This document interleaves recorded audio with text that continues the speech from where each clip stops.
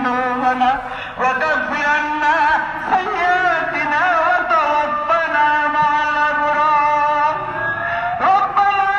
ظلمنا أنفسنا وإن لم تغفر لنا وترحمنا لنكونن من الخاسرين نصر من الله وفتح قريب نصر من الله وفتح قريب سلام قولا من رب رحيم سلام قولا من رب رحيم اهدنا الصراط المستقيم اهدنا الصراط المستقيم